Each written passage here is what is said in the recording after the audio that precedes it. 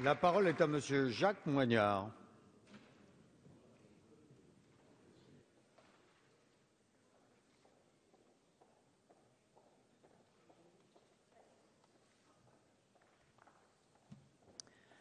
Monsieur le Président, Monsieur le Premier ministre, Messieurs les ministres, Mesdames les présidentes de la Commission de la Défense et de la Commission des Affaires étrangères, Mesdames et Messieurs les députés, c'est au nom des députés du groupe radical, républicain, démocrate et progressiste que j'interviens dans le contexte constitutionnel qui prévoit qu'au-delà de 4 mois d'intervention, le gouvernement soumet cette prolongation des forces armées au Mali à l'autorisation du Parlement.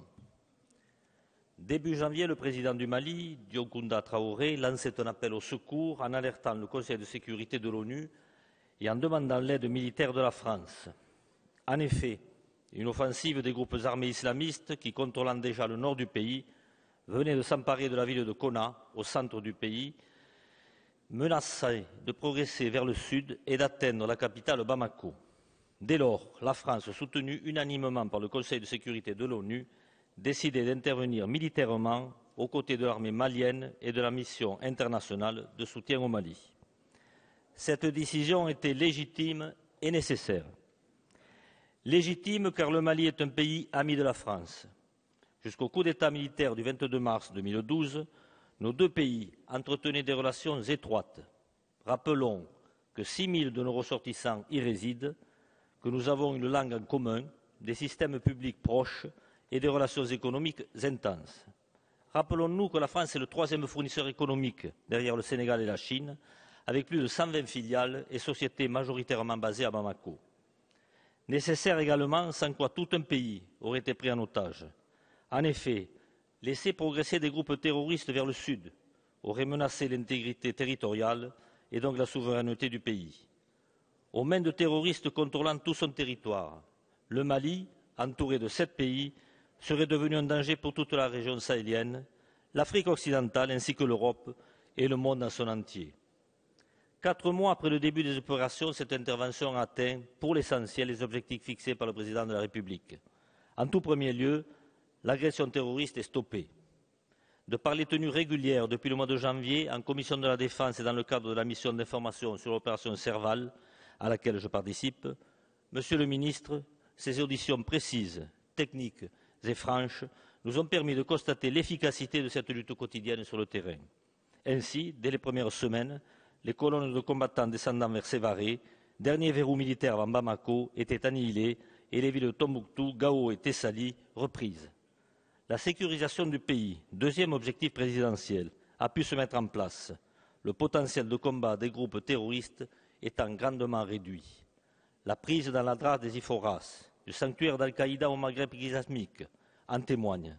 Elle aurait permis d'éliminer et de capturer des chefs terroristes, de détruire des dizaines d'ateliers de fabrication d'engins explosifs, de détruire également des moyens de communication modernes et de détruire encore plusieurs tonnes de munitions.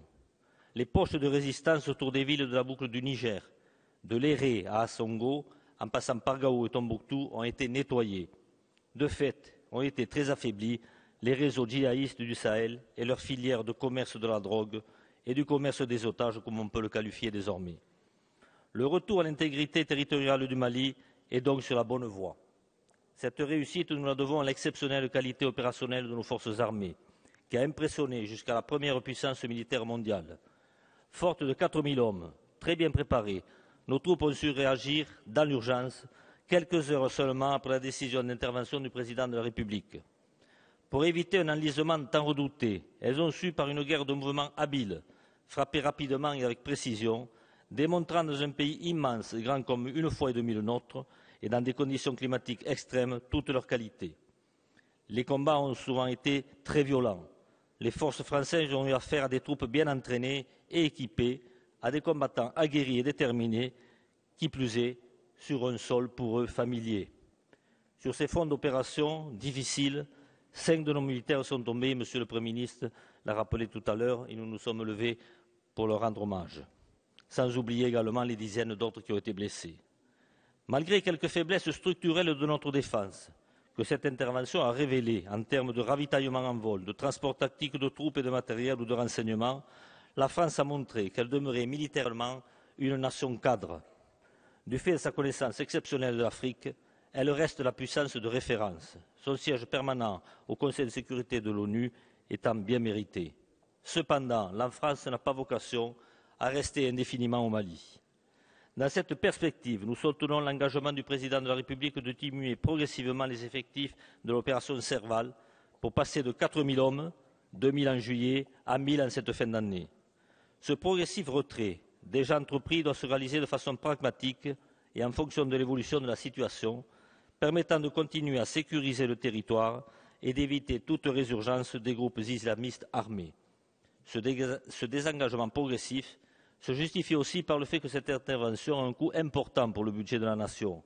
Il avoisine, et il est bon de le rappeler, depuis le début des opérations, 200 millions d'euros pour un total de surcoût budgété de 630 millions d'euros pour l'ensemble des opérations extérieures de l'année 2013. À ce titre, la confirmation par le président de la République que le budget de la défense s'établirait en 2014 au même niveau qu'en 2013 s'annonce rassurante. Tant il est vrai que notre défense ne doit souffrir de ressources en diminution. Il faut le dire, les menaces contre le territoire n'ont pas diminué depuis la publication du précédent livre blanc de la défense en 2008. Elles se sont au contraire rapprochées. Le Sahel en est l'illustration. La nouvelle loi de programmation militaire 2014-2019, prévue à l'automne, devra permettre de préserver, en maintenant l'effort budgétaire global, l'autonomie d'intervention de la France et sa capacité à durer dans les opérations extérieures. D'autant que dans ce conflit, la France assume presque seule l'essentiel de l'effort militaire pour la défense d'intérêts qui sont largement européens, y compris celui d'assurer la protection consulaire des ressortissants de l'Union présents au Mali et ceux résidant dans les 17 États de la zone sahélienne, et cela méritait d'être souligné aujourd'hui. Certes, un consensus international autour de cette intervention s'est mis en place, la France ayant su mobiliser tant la communauté internationale que les États africains et nos partenaires européens. De fait, plusieurs États membres ont apporté, dans un cadre bilatéral, une aide appréciable à l'opération conduite par la France, en particulier pour le transport logistique, principalement le Royaume-Uni, l'Allemagne, l'Espagne, la Belgique et le Danemark. Mais l'intervention au Mali confirme la difficulté de la mise en œuvre de la politique étrangère et de sécurité commune de l'Union européenne. La mécanique européenne a montré trop d'inertie pour organiser dans les temps une opération militaire combinée. De par son intervention, une force européenne de terrain aurait pu poser la marque diplomatique et militaire de l'Union, au lieu de quoi les États-Unis sont devenus notre principal partenaire en termes financiers et opérationnels. Le Conseil européen de décembre 2013 qui arrive, consacré à la défense, ne devra pas faire l'écueil de ce sujet. Ce désengagement de nos troupes doit néanmoins être conditionné par une présence accrue de la communauté internationale, car les forces africaines ne sont pas prêtes, il convient de le remarquer à ce jour, ne sont pas prêtes à prendre seules la relève. Lorsque l'on sait que ce territoire malien, je le disais tout à l'heure, d'une fois et demie plus grand que la France, n'est à ce jour protégé que par 3 000 soldats en passe d'être opérationnels, il faut se rendre à l'évidence, la faiblesse de ce dispositif militaire et la mission européenne de formation de l'armée malienne, dont l'effectif est majoritairement français, confirme la formation de 4 bataillons de 650 hommes en 15 mois, le premier devant être opérationnel dès le mois de septembre 2013. La mission internationale de soutien au Mali, la MISMA, mise en place par la résolution de l'ONU, sous commandement de la communauté économique des États d'Afrique de l'Ouest, a montré dès le 17 janvier un déploiement rapide et s'est révélé être un appui important, en particulier par la présence de soldats tchadiens aux côtés de nos forces armées. Mais beaucoup de bataillons africains sont arrivés sans équipement et sont restés démunis. Les promesses financières des donateurs pour y pallier ne sont pas encore honorées, hormis, je le disais tout à l'heure, celles des États-Unis. Ce problème de financement des forces africaines rend par conséquent urgente l'adoption prochaine d'une nouvelle résolution de l'ONU permettant de transformer la MISMA en mission des Nations Unies de stabilisation du Mali. Ce mandat, pour être efficace, devrait être robuste, avec pour mission de contenir les groupes islamistes, de sécuriser les centres urbains dans les secteurs pacifiés, tout en assurant la protection des civils. La tâche est immense. 3/4 des Maliens vivent sous le seuil de pauvreté, ça a été dit tout à l'heure. L'insécurité alimentaire menace 2 millions d'entre eux et 260 000 sont déplacés dans le pays et 170 000 réfugiés dans les États voisins. En soutien de cette future opération de l'ONU, la France a prévu de maintenir une force parallèle que nous approuvons. Composée de milliers d'hommes basés au Mali, elle sera permanente et équipée pour lutter en priorité contre le terrorisme. La sécurité rétablie devra laisser place à la démocratie et au dialogue. dans un après-guerre qui doit être celui des Maliennes et des Maliens au cœur d'un État libre et indépendant. Ainsi, la feuille de route adoptée par le Parlement malien en janvier dernier, prévue par les résolutions de l'ONU en 2012, est un signal fort de la part des autorités du pays.